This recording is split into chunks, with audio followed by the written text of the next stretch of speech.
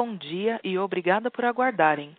Sejam bem-vindos à teleconferência da Iguatemi, empresa de shopping centers S.A., para a discussão dos resultados referentes ao terceiro trimestre de 2020. Estão presentes hoje conosco o Sr. Carlos Gereissati, diretor-presidente, e a Sra. Cristina Betts, vice-presidente de Finanças e diretora de Relações com Investidores. Informamos que este evento está sendo gravado e que todos os participantes estarão apenas ouvindo a teleconferência durante a apresentação da Iguatemi. Em seguida, iniciaremos a sessão de perguntas e respostas, quando mais instruções serão fornecidas. Caso algum dos senhores necessite de alguma assistência durante a conferência, queiram, por favor, solicitar a ajuda de um operador, digitando *0.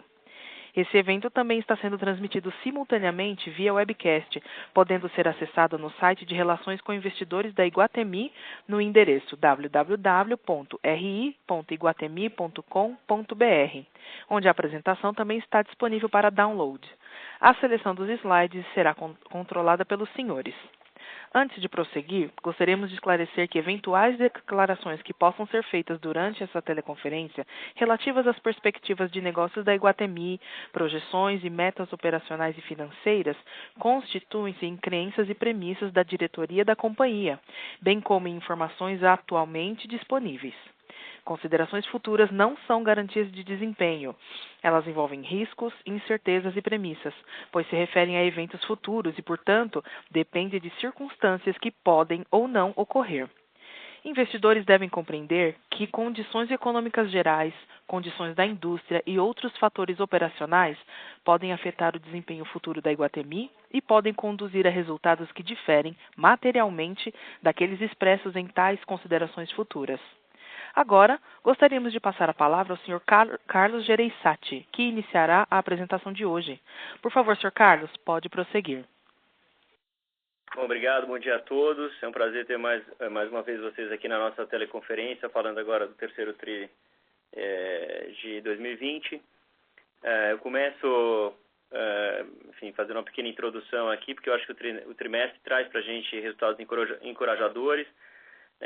A gente já mostra aí uma retomada até mais acelerada do que a gente imaginava, resgatando aí quase que um caminho de normalidade. A gente pode, só para ter uma ideia, a gente vai mostrar aqui até setembro, mas outubro a gente já tem quase um terço do portfólio ou mais já positivo em relação ao passado, um terço do portfólio chegando aí a mais de 90% da venda do ano passado, e o outro terço, que mais ligado ali à região sul, que teve aquele interregno no meio, como eu vou mostrar, e ainda estava trabalhando 8 horas, um pouco menor com isso, mas já 20%, quase já 80%, mesmo trabalhando 8 horas, e com a volta do domingo foi recente, né? E a boa notícia sobre o sul, que é o que está mais atrasado para a gente, é que ele ontem mesmo passou de 8 para 10 horas de operação.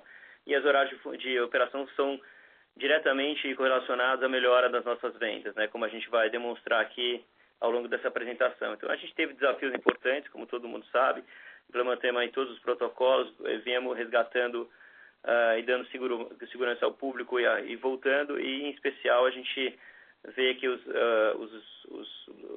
shoppings que estão já operando a 12 horas e em cidades mais fortes, com algumas dos nossos shoppings mais dominantes, já aí acima do ano passado, né? O caso em destaque é do Iguatemi São Paulo e do JK, reforçando aquela tese que a gente comentou um pouco antes, que a gente tinha, de que impressiona a questão das internacionais e marcas exclusivas que a gente tem, nacionais também exclusivas em algumas outros segmentos, onde a gente já está impressionantemente vendendo desde agosto, quase como se fosse Natal.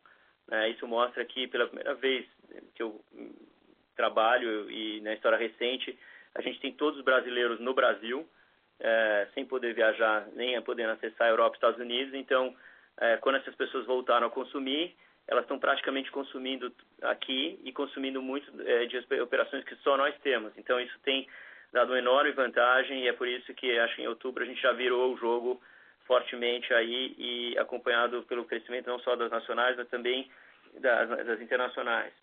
A gente tem em operação, com ampliação de horário, já funcionando 11 dos nossos shoppings em 12 horas, um com 11 horas de funcionamento e 2 agora com 10 horas de funcionamento e 2 com 8 horas de funcionamento, que são os do Sul, que agora já essa semana passaram para 10 horas também. A gente viu bastante a utilização nossa de capacidade de evoluir nesse período todo, chegando a 69% em setembro. Esse efeito teve uma expressiva melhora e avanço nas vendas, que tem um crescimento aí chegando a 773 milhões em setembro de 20, só abaixo aí 23% do que a gente viu em relação ao período pré-pandemia. A gente, enfim, segue adotando uma postura bastante transparente e próxima a todos os públicos que a gente se relaciona, conversando especial aí nessa volta com todo o nosso público lojista. Enfim, a gente soube aí equilibrar bem. Eu acho que é uma das coisas, eu vi algumas colocações, eu acho que a Iguatemi olhou, eu acho que foi uma empresa que teve uma postura de olhar ao longo do tempo e não um pedaço só da história. Então a gente foi a primeira empresa, quando o shopping estava fechado, a declarar que ia isentar o período fechado, né? A indústria teve aí o mesmo entendimento. E também foi a empresa que, quando percebeu a abertura e percebeu que as vendas voltariam, a gente, principalmente quando temos portfólios fortes e bastante destacados, a gente foi a empresa que reduziu rapidamente descontos, né, e fez um reequilíbrio. Tanto é que, se você olhar num período mais longo, de quase 9 meses, a gente tem um encontro entre vendas e descontos. Não vale olhar só fotografia, acho que tem que olhar equilibrado, e é por isso que a gente teve assim, descontos menos agressivos nos meses que começou a ficar abertos, né? A gente deu desconto da ordem de 30% e, obviamente, negociou com quem precisava mais, mas a gente viu a competição dar descontos de 90%. Né, enquanto a gente já estava praticando descontos de 30%. É por isso que a diferença de receita entre nós e os competidores ficou bastante distinta. E eu acho que a aceleração já em outubro, passando as vendas do ano passado, mostram que a nossa atitude foi de quem está em cima do negócio, de quem conhece profundamente o nosso negócio e fez esses ajustes necessários para poder ter receitas e voltar a operar mais próximo da normalidade, né? Eu acho que outro destaque importante também é o 365, que tem crescido, né? Ele cresceu, obviamente, durante a pandemia, quando os shoppings estavam fechados, e teve uma outra patamar né, na casa dos milhões de reais de faturamento mês, e continuou forte depois, mesmo com a abertura dos shoppings, o que motivou muito a gente a acelerar a nossa presença também em outros estados. A gente foi para 10 novos estados, que tem sido bastante importante, representa quase 30% da nossa venda para outros estados, fazendo essa combinação que eu coloco sempre, que não é ou é E, do físico e do online, ser cada vez mais verdadeiro, já impactando positivamente vendas de operadores nossos aqui em São Paulo, que são operações que só tem aqui, né, que crescendo o depósito conosco, aumentando o catálogo de sortimento no site, ampliando ofertas, já fazendo ofertas exclusivas para os nossos clientes de produtos, das suas marcas. Isso mostra, né, marcas muito importantes que estão girando e crescendo o faturamento, não só das suas operações offline, mas também online, e no conjunto fortalecendo a nossa relação também com elas. Então é um momento muito animado para nós ver a possibilidade, né, de um interesse assim de longa data, que era poder estar servindo o Brasil inteiro, e a gente começa com essa surpresa agradável de ver o 365 crescendo e tendo clientes pelo país todo, e com certeza no ano que vem a gente vai ter muito mais produtos. Já temos hoje 350 marcas, é mais que qualquer shopping que eu conheço, com 15 mil produtos, né, disponíveis na plataforma, muita gente interessada em entrar, a gente fazendo uma seleção já do que deve ou não, um sortimento, estabelecendo aí. A gente já tem critérios bem sólidos, mas ampliando também as categorias que a gente quer atender. Lançamos a loja do Iguatemi 365, uma experiência de acompanhar o nosso cliente nos finais de semana na Quinta da Baronesa, uma experiência também muito exitosa, que tem trazido clientes de alta relevância para a nossa base, criando relacionamento, dados e fortalecendo a nossa compreensão do que é o cliente, como é que a gente se aproxima dele. Então, acho que a gente tem aí uma boa avenida de trabalho e crescimento ao longo de 21. Também tem novidades no físico, a gente já percebe conversas novas e retomadas para entrada de novas operações nos nossos shoppings. Acho que a gente mostrou a resiliência do nosso portfólio, mesmo sendo a única empresa praticamente a comprar aluguéis nos meses de junho, julho, e agosto, com outros dando... A gente teve praticamente uma perda, um aumento de área vaga muito proporcional aos demais que não cobrando nada. Então, acho que isso mostrou a resiliência e a fortaleza dos nossos portfólios, a qualidade dele distribuído nos 16 shoppings que a gente está. E isso me deu a certeza de que a gente está no caminho certo de combinar as duas coisas e ampliar ainda mais a nossa oferta física e online conjuntamente.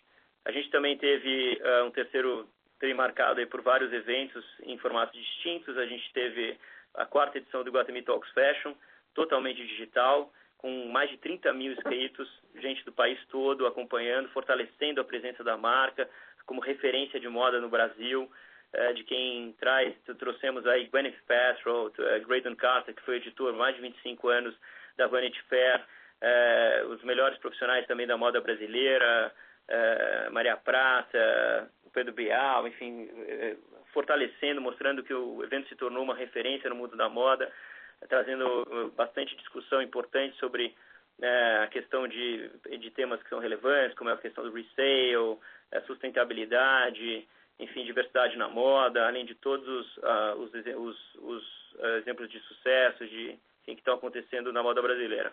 Então, acho que isso fortalece a presença da Iguatemi em todos os campos quando são relacionados à moda, agora com 365 mais importante ainda, porque se torna uma marca verdadeiramente nacional que chega a vários lugares do país. E, enfim, a gente continua também aos poucos voltando às atividades. Eu vou mostrar num quadro mais à frente que várias das atividades também relacionadas a serviço e lazer voltaram a operar no mês de outubro. Isso também traz de volta a experiência completa, além de pequenos eventos que a gente fez que tiveram muito sucesso, como foi o caso do Boulevard Food Experience, aquelas cabaninhas com aulas de culinária, Cine Drive-In também, e a questão do Abraço do Pátio, que reforça a nossa política também de diversidade e de acompanhar, enfim, o mundo civilizado. A gente vai, então, segue planejando aí companhia de forma bastante minuciosa e detalhada, como eu falei, focado em operar com segurança. Acho que a pandemia não terminou. A gente tem uma preocupação muito grande de continuar demonstrando para o nosso cliente que a gente tem uma preocupação de que as pessoas devem circular com segurança e com isso manter as nossas operações abertas aí até enfim, o fim da pandemia como um todo.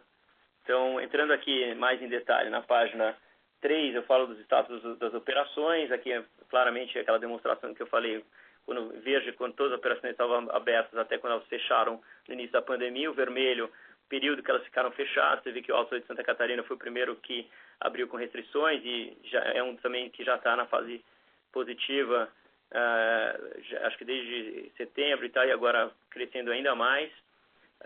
E várias outras operações do Interregno que teve ali no Sul, que atrasou ainda operações de 8 horas, que virou agora essa semana para 10 horas.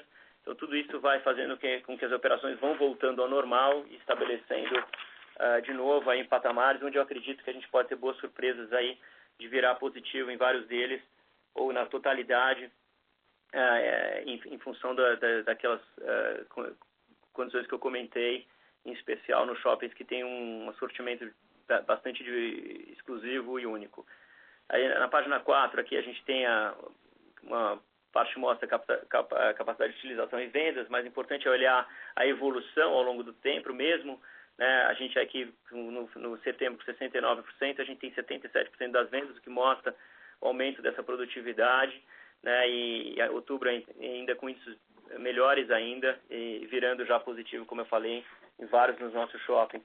A gente tem na página 5 o status das operações, mostrando também que não é só as lojas que voltaram a operar, mas a gente já tem restaurantes, os salões de beleza, operações infantis, academias, cinemas e agora teatros, em muitas das praças já operando e funcionando.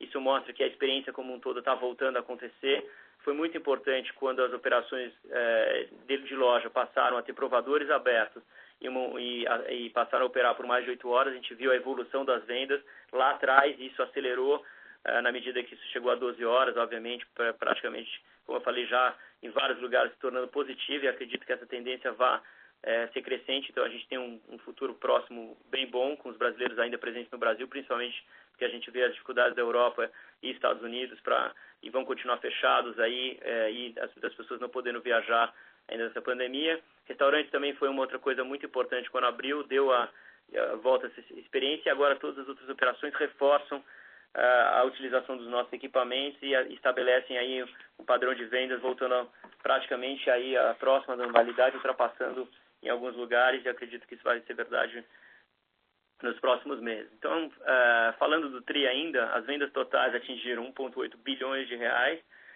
né, com queda de 45% em relação ao terceiro TRI 19, acumulando aí 5,1 bilhões no ano, as vendas mesmas lojas 37, vendas mesmas áreas 42, com os aluguéis a gente teve um declínio menor de 28% em relação às mesmas lojas, mesmas áreas com um declínio de 32,8%. A receita líquida atingiu 182 milhões, 0,1 abaixo de 19, o EBITDA aí com 134 milhões no trimestre, uma queda só de 20,4 com o mesmo período, com a margem ainda de 73,6. Tina vai dar maiores detalhes aí sobre as práticas que a gente adotou, e o lucro líquido foi de 61 milhões, 0,6 no terceiro TRI de 20, com uma queda aí de 29,2% em relação ao TRI do ano passado. O FFO, então, ficou em 98 milhões, abaixo de 17,5% em relação ao ano passado, e a alavancagem aí em 3,11 da dívida líquida sobre EBITDA, um aumento de 0,45 em função, obviamente, da queda de receitas no período, frente aí à nossa dívida, nosso taxa de dívida. A gente tem como outros destaques importantes, a expansão do Iguatemi 365 para 5 novos capitais. A gente já tinha ido para 5 capitais anteriormente, expandiu ainda para Florianópolis, Salvador, Belo Horizonte, Fortaleza e Recife, chegando aí no Nordeste. A gente tem tido, como eu falei, uma recorrência importante, um crescimento nessas bases. Eu acho que isso, na medida que o sortimento do site cada vez se torna mais forte, os catálogos se ampliam, os produtos oferecidos também se ampliam, a gente vê uma procura em várias marcas. A gente já tem aí uma recorrência importante e outras que estão entrando, crescendo também. Isso a gente totaliza 11 capitais, 28 cidades, praticamente aí a gente deve crescer continuadamente para outras cidades nos próximos TRIs e outros mercados. A gente também teve, acho que uma coisa que foi muito bacana na companhia, que mostrou a maneira como a gente soube lidar com a crise internamente. A nossa pesquisa de clima e engajamento, que é realizada pela GPTW, Great Place to Work, apresentou 90% de favorabilidade, posicionando a Iguatemi como um excelente lugar para trabalhar. Num período como esse, eu acho que é de se comemorar, né? Não foi um período fácil para ninguém, em especial para a nossa indústria, e a gente unir o time, fazer com que as pessoas entendessem o momento com muita transparência, e trabalhou firme aí para resgatar as nossas operações, e acho que isso mostrou o quanto a companhia afinada com as suas equipes e tal, e quanto a gente soube lidar com esse momento também internamente. A gente teve como evento subsequente a extensão do período de funcionamento de 8 para 12 horas, como eu falei, que foi extremamente importante para a gente estar agora vendo em outubro os crescimentos de volta nas nossas operações, porque, enfim, você tem uma extensão de horários que atende a todos os tipos de público. Isso foi muito importante, principalmente nas nossas principais shopping centers, e de 8 para 10 horas no interior aí em shoppings como Rio Preto e São Carlos. A gente também teve a emissão de 500 milhões de debêntures, com uma série de 100 milhões aí, com a taxa de CDI mais 2,15, um prazo de 5 anos, e amortização no vencimento, e outra série de 400 milhões com CDI mais 2,45, prazo de 7 anos de amortização, que está em linha com aquilo que a gente tem feito de alongar a nossa dívida e ficar com capacidade aí para qualquer eventualidade. Acho que isso mostra aí, como a gente sempre fala, a disciplina financeira e a preocupação da companhia de ter tranquilidade para passar esse momento, e graças a Deus, como são os resultados de venda e o trabalho do time aqui, a gente já está voltando muito próximo da normalidade, que põe a gente aí numa situação bem mais favorável para o futuro próximo.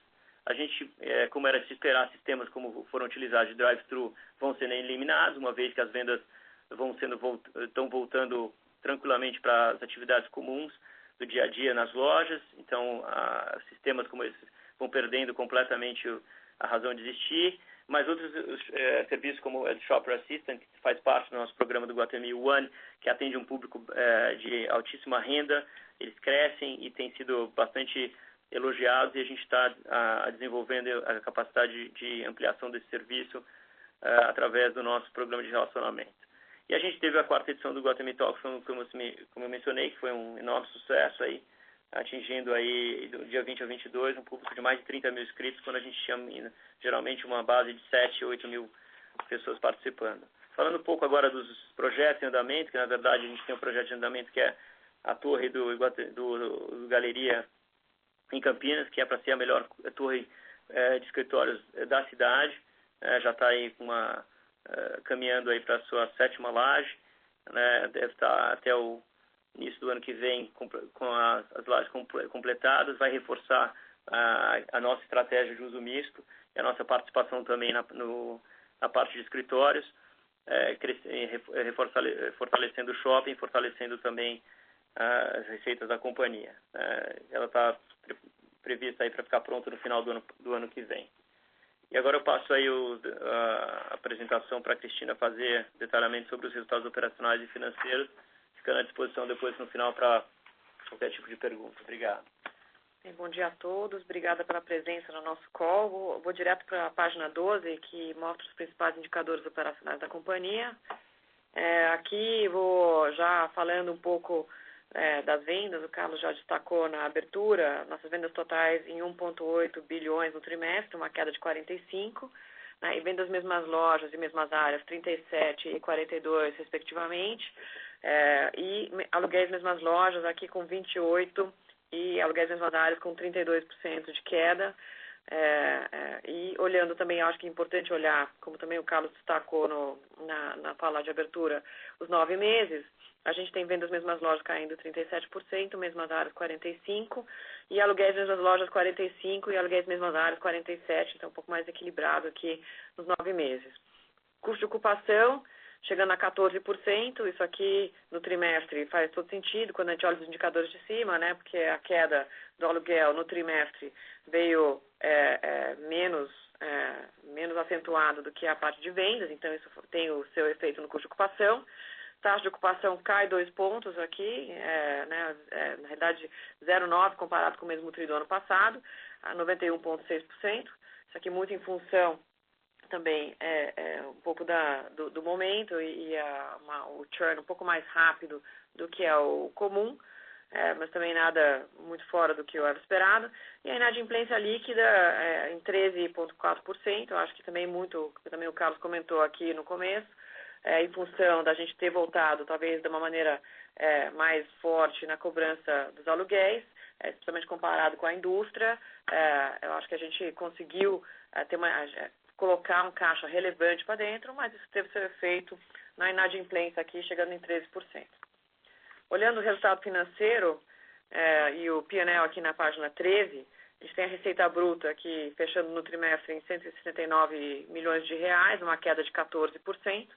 E quando a gente olha aqui a receita líquida, 182 milhões de reais, praticamente 0 a 0 com o tri anterior, dado que a gente também tem o efeito da linearização dos descontos, que foi de 65 milhões de reais no tri, ainda positivo, a gente vai amortizando isso. Já existe a parcela de amortização, obviamente, do que veio no tri anterior, né, mas também tem a linearização dos descontos concedidos nesse trimestre também, tá? Olhando aqui um pouco na parte abaixo da receita líquida, custo de despesas, a gente vai falar um pouco mais aberto na sequência, caindo 2% aqui, 52 milhões de reais, outras receitas operacionais, 4 milhões de reais nesse trimestre. Vamos lembrar que no terceiro tri do ano passado, a gente teve também o resultado de uma torre aqui, então, obviamente, não comparável. Fechando o EBITDA, então, em 134 milhões de reais, uma margem de quase 74%, aqui uma queda de 20% no EBITDA. Pulando um pouco mais para baixo, o que a gente já também visto em outros trimestres, uma queda expressiva aqui das despesas financeiras líquidas em 20 milhões, uma queda de quase 23%, e a gente fecha o lucro líquido com 61 milhões de reais e o FFO em 98, uma queda de 17% no FFO, e olhando nos 9 meses acumulados, então lucro líquido de 120 milhões de reais, uma queda de 40%, e o FFO em 231 milhões de reais, que é uma queda de 22% nos 9 meses acumulados. Tá? Acho que aqui na página 14, vou falar rapidamente aqui, esse é um quadro que a gente deve continuar mostrando. Como vocês sabem, a gente começou a fazer, acho que a gente era a única companhia do setor que não fazia linearização de descontos, a gente começou a fazer isso o trimestre passado, dado a relevância dos descontos que a gente concedeu no começo da pandemia. Então, aqui o que a gente pretende fazer sempre é mostrar sempre o efeito da linearização, imaginando que um dia a gente pare de fazer a linearização e volte ao nosso critério anterior, que era fazer como a companhia enxerga, mais um critério mais caixa do que essa linearização, que faz muito difícil a leitura da performance do trimestre mesmo. Então, quando a gente olha aqui, então a gente faz a reconciliação, a gente tem, obviamente, a parte do que a gente lineariza e o que a gente está amortizando em cima em descontos. Então, você vê que aqui tem um efeito razoável e, obviamente, também na parte do imposto diferido, que bate lá no lucro líquido e o FFO, tá bom? Passar para a quebra de receita bruta, na página 15. Então, olhando aqui o trimestre, a gente teve uma queda no aluguel de 3,8%. A gente já vai falar da quebra do aluguel em total. Taxa de administração, que é proporcional ao que a gente recebe, tanto de aluguel quanto que a gente cobra de condomínio dos lojistas. Como a gente teve uma queda no total, isso tem um impacto na taxa de administração, então é uma queda de 30%. Estacionamento, dados os períodos restritos e alguns shoppings inclusive fechados no trimestre, uma queda de 65%, e outros aqui que inclui basicamente a parte de varejo, tanto das marcas que a gente opera, quanto do 365, crescendo 35%. Tá?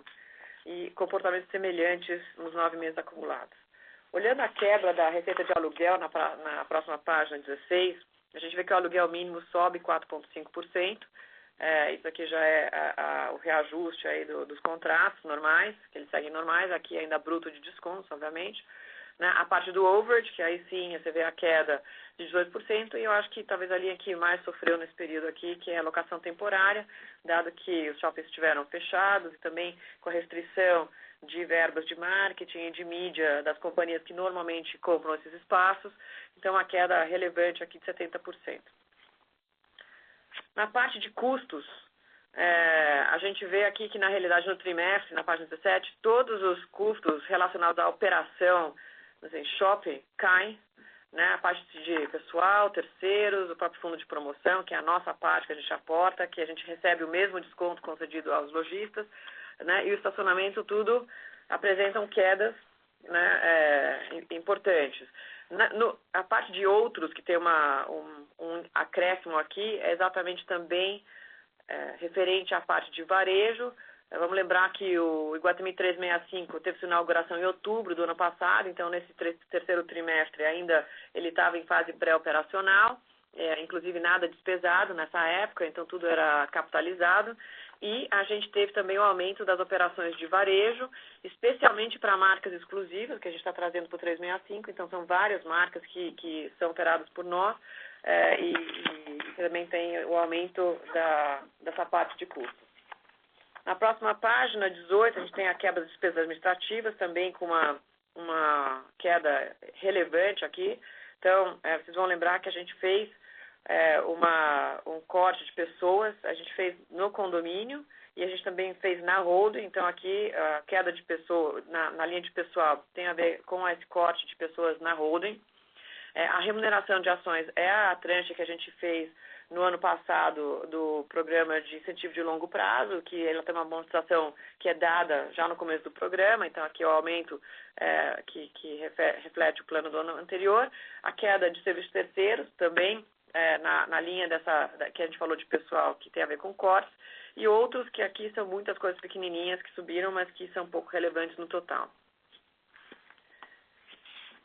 Olhando na próxima página 19, o endividamento, a gente fechou uma dívida total de 2,8 bilhões de reais e disponibilidades de 1,2, fechando então a dívida líquida em 1,7, que é um aumento de 9,8%. Né, com um rolling EBITDA de 12 meses de 552 milhões de reais, dá uma dívida líquida sobre EBITDA de 3,11 vezes, né, que ainda está tranquilo dentro do nosso limite, né, e um custo de dívida em CDI de 164,3%, não porque a gente aumentou o custo nominal da dívida, mas sim porque o CDI teve uma queda relevante. Então, para algumas partes que a gente tem, que são mais, vamos dizer assim, fixas, como as suas dívidas de TR, que a gente ainda carrega um pouco, eu vou mostrar na página seguinte, faz com que esse efeito pareça um custo da dívida bastante relevante, prazo de 3,5, e aqui ainda não incluindo a debênture que o Carlos mencionou no começo, que está nos nossos eventos subsequentes, que deve alongar esse prazo aí para cima de 4 anos. Tá? E embaixo o cronograma de amortização,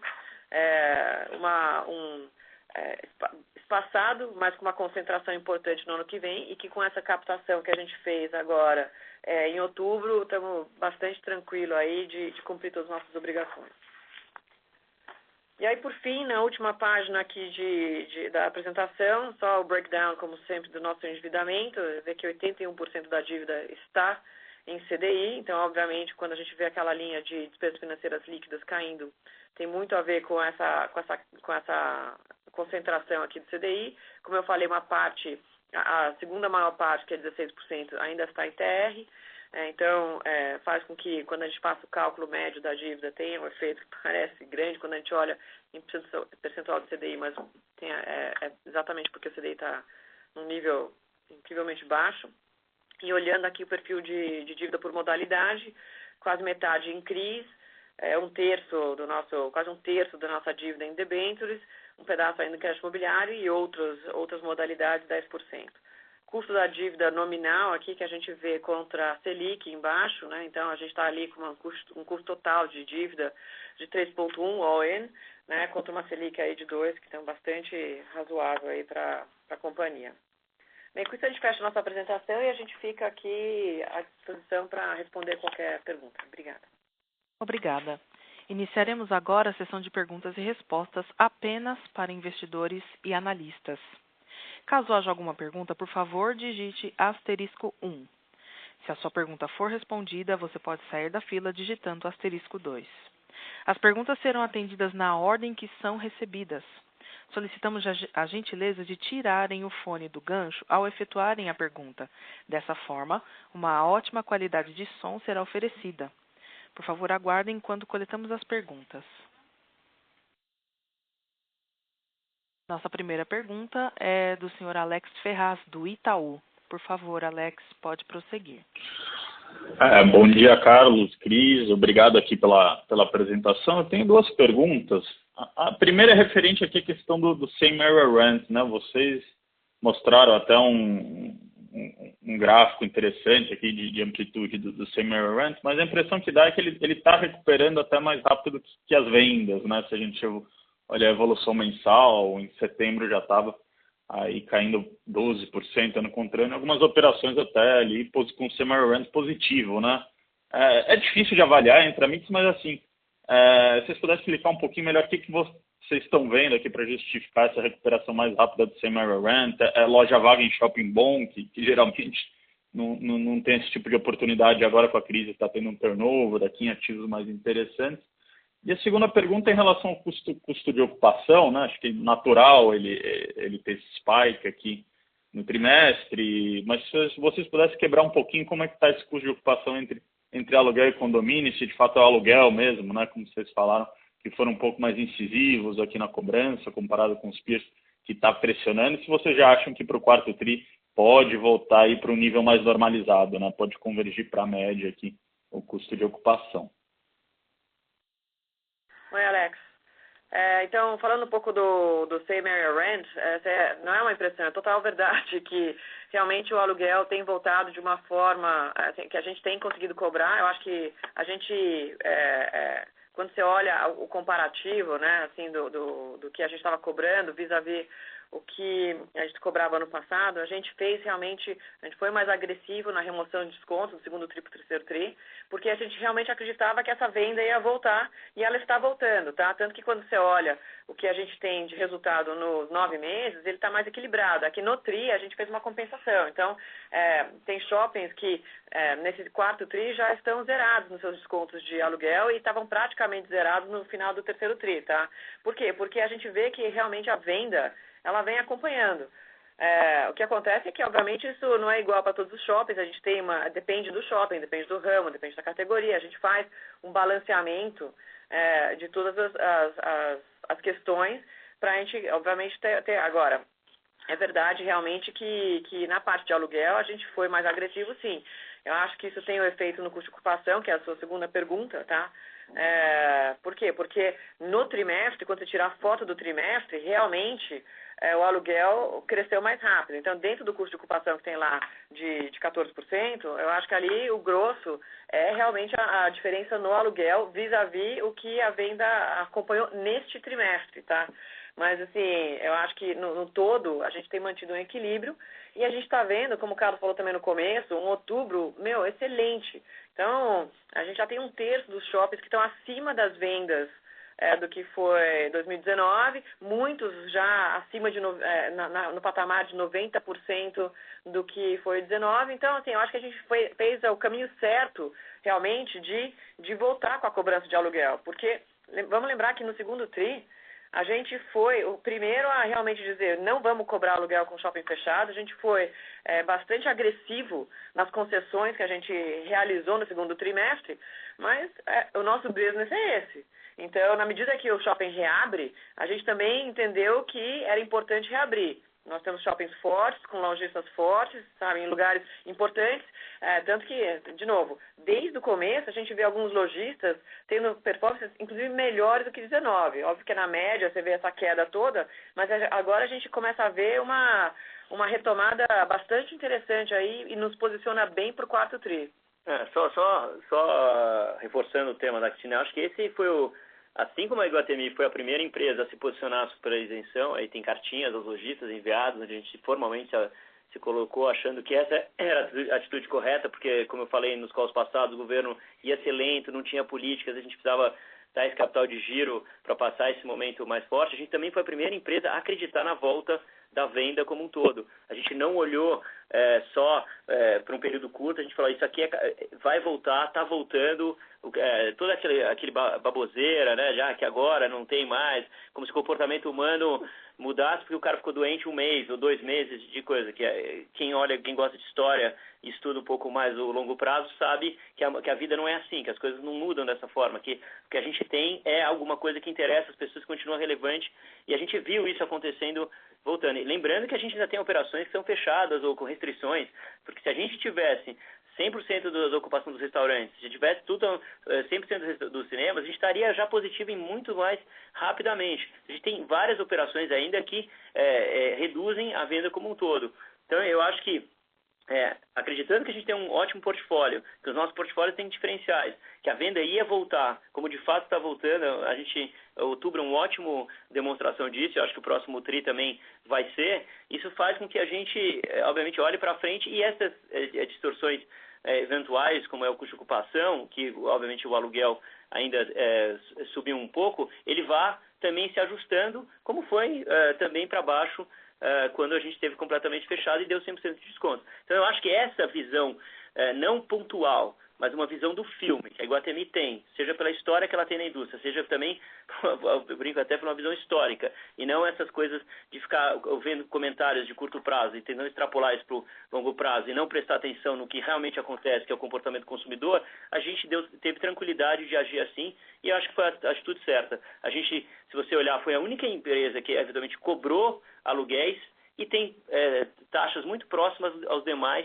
né, e seja no custo na ocupação como um todo ou na taxa de enfim, na inadimplência do portfólio, porque afinal de contas foi praticamente a única que cobrou. Então tem uma distância muito grande você ter 12% de inadimplência, sendo que você cobrou 70% quando os outros cobraram nada. Tá ótimo, Carlos e Cris, obrigado, ficou bem claro aqui. Obrigada. Nossa próxima pergunta é do Sr. Pedro, do Credit Suisse. Por favor, Pedro, pode prosseguir. Oi, Carlos. Oi, Cris. Bom dia. Obrigado pela pergunta. Do meu lado, o que eu queria entender um pouco melhor é o que a gente pode esperar da ocupação aí para o próximo trimestre. Então, acho que assim, essa política de retirada dos descontos teve, assim, gerou um receitamento maior, mas acho que potencialmente pode ter gerado assim, uma perda dos lojistas que estavam como locatários, né? Então, o que eu queria entender é como está essa atividade comercial, o que vocês esperam da ocupação para o próximo trimestre, também da inadimplência, E assim, se vocês tiverem a abertura desses 2% de ocupação que diminuíram, o que já estava previsto, ou o que realmente foi assim, o lojista que talvez não tenha aguentado essa crise? Obrigado.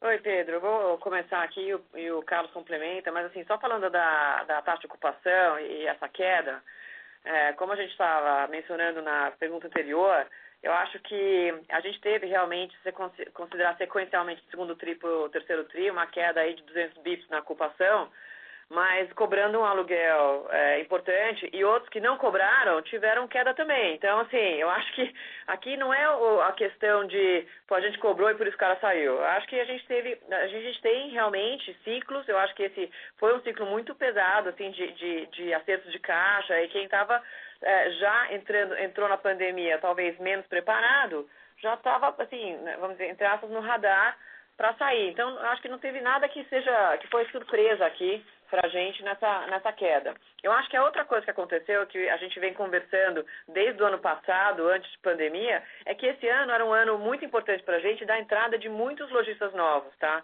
De áreas expressivas, restaurantes, mercados, calungas, áreas grandes, tá?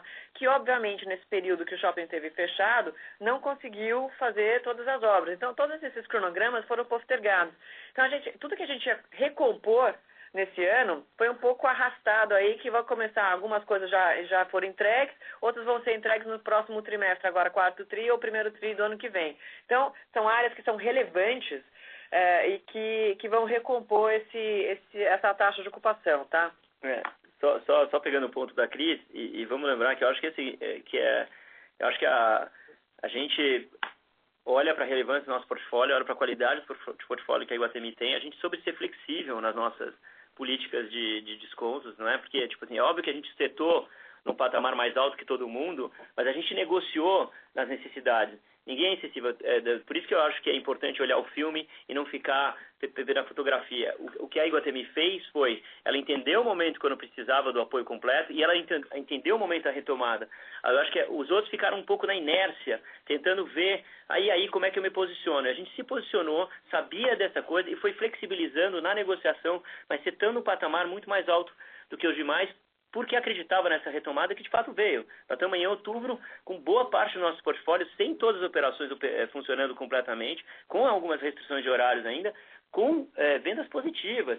Isso é um indicativo interessante para o futuro de como é que vai se comportar com todos os brasileiros no Brasil com o portfólio que a gente tem. Isso pode ser para nós uma grande coisa positiva nos próximos 4, 6 meses, que a vacina não chega antes disso e as pessoas vão estar aqui e vão estar com o desejo de consumo e tem vários momentos importantes onde a gente tem uma oferta meio única. Então, acho que isso foi um ponto importante. Fomos flexíveis quando precisava, soubemos negociar no caso a caso, mas setamos uma volta muito mais rápida do que os demais e acho que estávamos certos. Olha o que está acontecendo, não só nosso portfólio, para os outros. Então, os outros acho que perderam um pouco ficaram um pouquinho na inércia. Outra coisa, só para você lembrar, que a Cris já pontuou as entradas em relação ao que está acontecendo, coisas que foram paradas e que agora estão voltando e vão ocupar esses espaços, e tem muitas negociações em andamento. E você também tem os IPOs dessas companhias de varejo que estão aí, todas elas querendo crescer seus portfólios, marcas novas, ampliando oferta de lojas, ampliando as suas operações, trazendo novos negócios. Então, eu acho que tem sim uma ebulição favorável para nós, né? A gente está vendo já bastante coisas sendo pactuadas e tentadas e sendo alinhavadas, inclusive com internacionais chegando. A gente tem operações internacionais chegando já no início do ano que vem. Vocês vão ver no JK, vão ver no Iguatemi São Paulo, vão ver em Brasília, vão ver em outros. Então a gente tem as pop-ups internacionais espalhando pelo Brasil, inclusive com entradas novas em Campinas, importantes vendas. Então eu acho que o mercado está voltando à normalidade e obviamente que alguns têm características diferentes dos outros, como é o nosso caso, e a gente está podendo surfar uma onda que eu nunca vi, que é essa presença de todos os brasileiros aqui. Só para também não deixar a sua pergunta floating around aí de inadimplência, eu acho que essa inadimplência ela tem exatamente o reflexo da gente ter sido talvez mais agressivo nessa retomada aí da cobrança do aluguel, tá? Mas também acho que eu não vi nenhum comentário, nenhum relatório mostrando que a gente colocou mais caixa para dentro. Porque se a gente cobrou mais, e tudo bem que a gente tem um pouco mais de inadimplência, mas o caixa nosso ficou muito mais reforçado. Então, eu acho que aqui é importante dizer que é uma inadimplência que a gente continua monitorando, obviamente, não preocupa, mas porque a gente está nesse momento ainda, né, das coisas irem retomando, não sei o que tal, a gente tem tido a flexibilidade, como o Carlos falou, de negociar os casos que são importantes, e a gente, na medida que a venda vai voltando, isso daqui também esse é um indicador que também vai voltar, eu não tenho dúvida nenhuma, tá? Tá ótimo, bem claro. Obrigado, pessoal. Obrigado. Nossa próxima pergunta é do senhor Gustavo, do BTG Pactual. Por favor, Gustavo, pode prosseguir. Oi, bom dia a todos. Eu queria fazer uma pergunta em relação ao comentário que o Carlos tinha até feito no começo de outubro, né, de um terço dos shoppings crescendo, um terço 90 a 100 e outro um terço um pouco abaixo. Como é que está quebrando aí, talvez, entre o perfil dos shoppings de vocês? Como é que está isso, assim? Porque quando a gente olha o resultado do terceiro TRI, dá para ver que aparentemente foi muito forte, ali principalmente na Iguatemi São Paulo, JK, na linha de público mais de alta renda, ficando de fato no Brasil, não viajando e tal, eventualmente o dólar também ajuda um pouco, além das pessoas não viajarem. Eu queria entender um pouco se essa dinâmica de fato é ela que continua aí ao longo de outubro, ou se vocês estão vendo algum tipo de mudança de perfil ou de segmento de varejo que está indo um pouco melhor. Como é que está um pouco essa performance aí dentro do portfólio e dentro dos segmentos de varejo? Obrigado. Oi, Gustavo, tudo bem? Carlos aqui. Então, a gente está vendo essa volta distribuída em todo o setor. A gente tem os outlets acima, a gente tem Brasília acima, a gente tem a moda nacional voltando a ficar bem próxima do 0 a 0, se espalhando. Esse negócio está se espalhando. A gente tem joalherias positivas desde o início, produtos que não precisavam ser provados. Com a volta dos provadores, a gente vê que essa onda foi se espalhando e ela está voltando recorrentemente em todas as categorias. A gente viu também esportes e melhor. Então, eu acho que isso aí é uma coisa que está se espalhando na medida em que você vai permitindo que as pessoas retornem e tenham horas para retornar e fazer as atividades sem restrição, por exemplo, de provadores, sem restrição, né, de horários que não casam a compra com a comida. Então, tudo isso está se espalhando. É óbvio que tem algumas categorias que podem estar sofrendo mais, como é o caso de praça de alimentação, porque tem falta de escritórios, mas são coisas pontuais que estão sendo vistas, mas elas não estão na dinâmica do todo.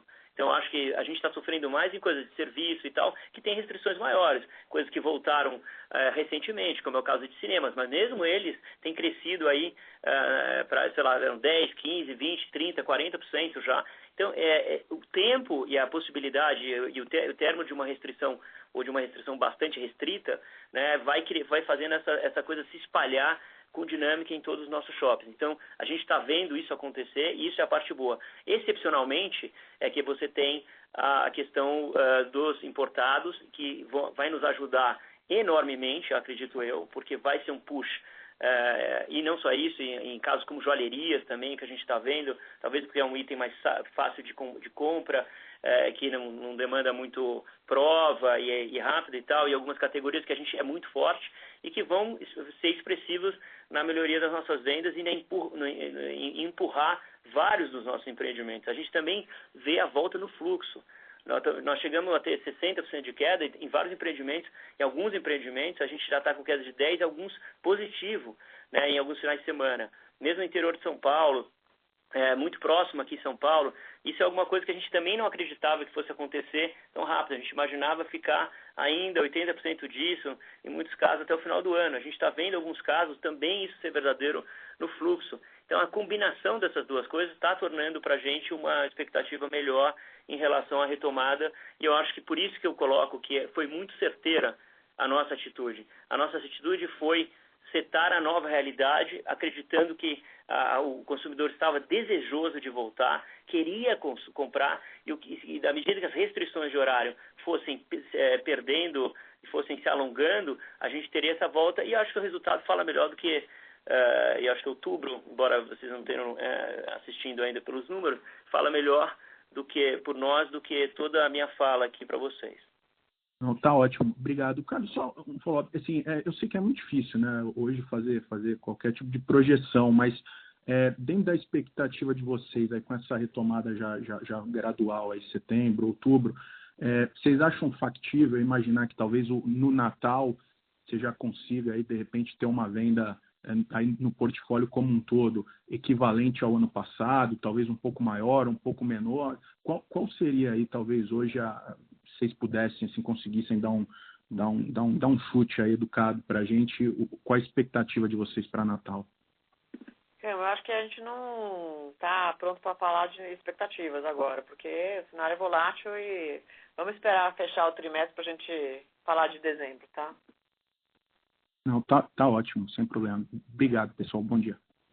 Obrigado, bom dia. Nossa próxima pergunta vem do senhor André, do Citibank. Por favor, André, pode prosseguir. Bom dia, Carlos e Cris, obrigado pelo call. Primeira pergunta sobre o Total Return Equity Swap que vocês anunciaram, né? Acho que é uma alternativa interessante aí para capturar, enfim, preço da ação ainda descontado e mantendo liquidez, etc., né? Então, vocês recebem o retorno da IGTA 3, né, e pagam CDI mais um spread. Eu queria saber se vocês podem dar alguma cor em qual o spread, né, do CDI mais, que vocês vão estar na ponta passiva. E a segunda pergunta tem a ver com, enfim, a discussão anterior de aluguéis e vendas. Vocês colocam que em setembro os aluguéis foram 87% do mesmo nível de 19, né, de setembro de 19, e as vendas de 77%. Então, ali uns 10% de spread. Em outubro, o que a gente pode imaginar para esse spread? Fechou um pouco, continua por aí? Imagino que os dois continuaram subindo, né? Tanto os aluguéis faturados e as vendas em outubro. Mas esse gap entre um e outro, a gente dá para esperar fechando em outubro já? Obrigado. Oi, Mazini. Então, só falando um pouco aqui do swap, eu acho que sim, a gente assistiu a nossa ação go all over the place esse último trimestre, né? Então, mas tem realmente alguns níveis que não justificava, até pelos resultados da companhia, tá? Então, acho que a nossa intenção com o swap é realmente mostrar que a gente acredita que está muito baixo, né? Mas também sem a gente dispor do caixa da companhia, disponibilidade da companhia nesse momento. E foi uma opção assim, para a gente super interessante. Eu acho que a gente sim recebe na ponta ativa o IGTA 3, a gente está pagando CDI mais um na outra ponta, né? E assim, e de novo, acho que a gente está num nível de preço de ação muito baixo, entendeu? E a gente está bem tranquilo com essa operação, porque a gente acredita que tem muito espaço aí para melhorar, até porque os resultados, como a gente está vendo, estão vindo, tá? Então, eu acho que a sensação que a gente tem é que a gente está sofrendo um pouco por um negativismo sobre o retail que a gente não está vendo no dia a dia nosso aqui, eu acho que, recuperando, né? Eu acho que esse é o ponto, né? Eu acho que esse é o ponto. Eu acho que a extrapolação da crise sanitária que a gente viveu sobre o comportamento do consumidor e como se isso tivesse mudado é absolutamente equivocada. Uma coisa não tem nada a ver com a outra. A restrição do cara não poder sair de casa é que fez com que a gente não pudesse faturar. A demonstração da volta do cara, e pelo contrário agora, também uma outra exceção, que é você não conter todos os brasileiros no país com o seu poder de consumo, vai fazer a coisa inverter. Então, quer dizer, para nós, essa é uma demonstração clara de que, e vale lembrar janeiro e fevereiro, quando a gente estava crescendo 10%, 12% antes da pandemia, com todos esses efeitos já existentes de online e tal. Isso é uma coisa que a gente acredita que a gente tem um potencial de combinação, independente enfim, do crescimento do próprio negócio físico, extremamente importante. Então, eu acho que obviamente, uma operação cautelosa, obviamente, de coisa, mas claramente demonstrando que eu acho que a gente estava na visão certa de que a coisa voltaria. Eu não acreditava nem que voltaria tão rápido quanto a gente está voltando, talvez por essas outras excepcionalidades que a gente está vendo aí e o cansaço das pessoas também de ficar em casa e aprendendo a circular seguro. Acho que isso tem sido uma boa surpresa e pelos protocolos todos que a gente colocou em operação. Eu acho que isso meio que entra na sua segunda pergunta, né? Que é esse gap aí entre a abertura e o comportamento de vendas, né? Que, assim, fica muito claro pelo gráfico que a gente colocou aqui que as coisas estão super correlacionadas, obviamente. Quanto mais tempo está aberto, mais venda você pode ter, né? E eu acho que essa produtividade que a gente está tendo, de fato, ela é importante, né? Eu falo dos restaurantes. Se os restaurantes não tivessem com a restrição, eles certamente estariam faturando acima do que estava faturando no passado, porque tenta sentar aqui para almoçar ou para jantar, é quase impossível, né? Então, tem longas filas de espera, enfim, eu acho que a gente está vendo realmente essa vontade de consumir importante, e todo mundo querendo sair de casa, né? Ninguém aguenta, mas eu brinco que por mais que a gente aprendeu a cozinhar direito, todo mundo quer fazer alguma coisa diferente, exato. Então, a gente está voltando, assim, aos poucos, e eu acho que essa métrica vai, com certeza, mostrar sinais de melhora nos próximos meses, tá? Perfeito, Carlos e Cris. E se puder fazer um follow-up rápido sobre o chapéu de varejistas, entre aspas, de vocês, né, com a e-retail, né, que vocês operam em Sony, Ralph Lauren, etc. Vocês conseguem validar alguma dessas teses que foram comentadas no call, por exemplo, das pessoas não viajando para fora e comprando mais aqui no Brasil, de marcas de luxo, né? Dado que vocês operam essas marcas, vocês veem isso acontecendo. E a ideia para a e-retail, mais conceitualmente, é incubar algumas marcas que vocês acham que oxigenam o mix de um jeito muito positivo e depois passar para um operador, ou é manter esse negócio ad infinitum? Como é que a gente pode pensar? A sua primeira resposta é muito.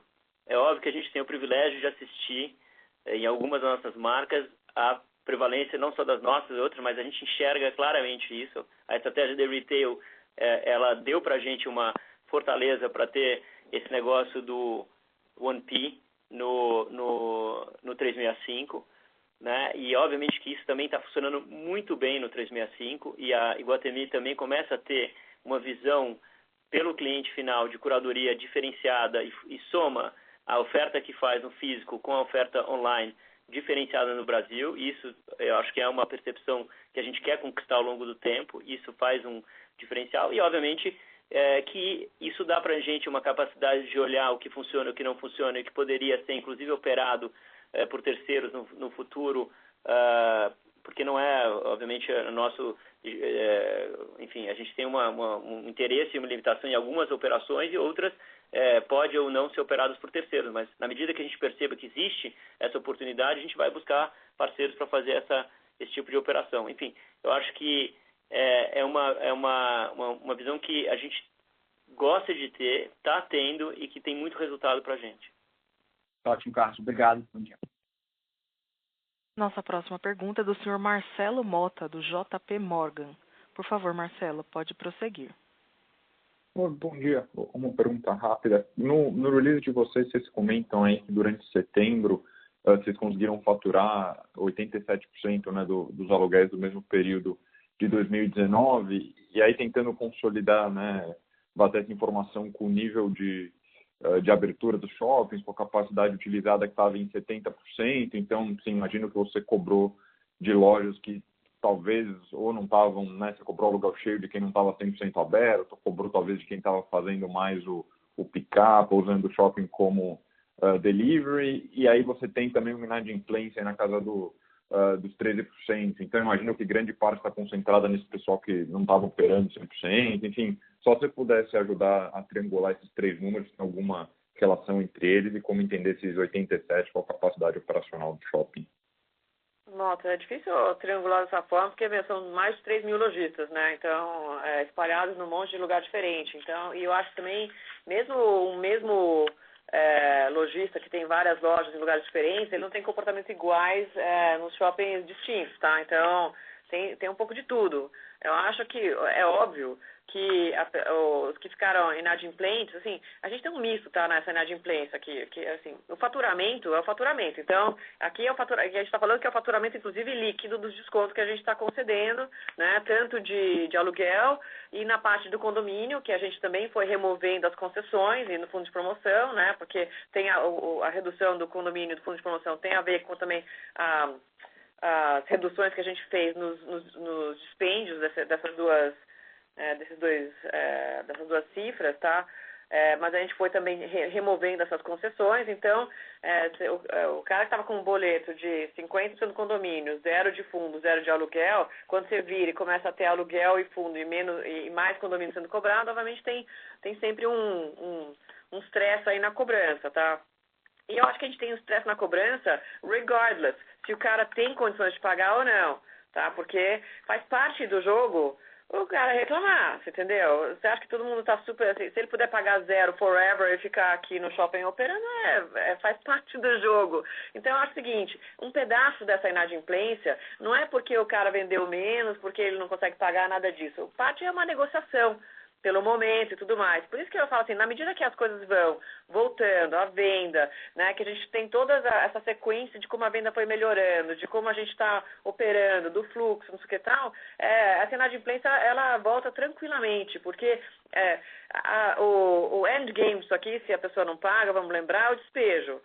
E com tudo voltando, quem vai, assim, só o cara que tiver realmente muito mal é que vai querer ir para os finalmente do despejo. Exato, acho que esse é o ponto. Esse é o ponto. É olhar que você está indo na direção da normalidade, onde você está revertendo a coisa para o positivo, e você foi flexível nas negociações, e mesmo tendo setado um ponto lá em cima, você ficou com a tua taxa de ocupação muito parecido com a queda de quem não comprou nada.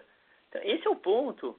Tipo assim, você foi capaz de olhar o futuro como ele ia ser, e fazer a coisa correta, porque você está vendo, e os números vão provar que a venda está vindo e que o ajuste vai ser feito. E obviamente que a própria inadimplência é negociável, porque existe a curva positiva. Então, o que você deixou para trás morreu. A verdade é essa. Nua e crua, não tem outra. Mas a gente não está preocupado, aliás, a gente está comemorando, sabe, Mota, essa inadimplência, porque dado que a gente cobrou um aluguel maior do que o resto do mercado, eu acho que a gente, como eu falei antes, a gente colocou para dentro um valor importante para a companhia.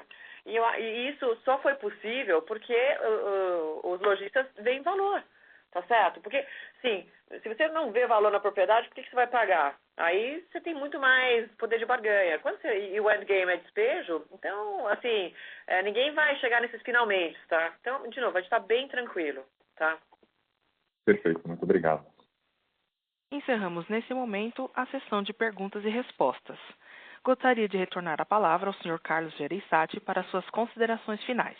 Por favor, Sr. Carlos, pode prosseguir.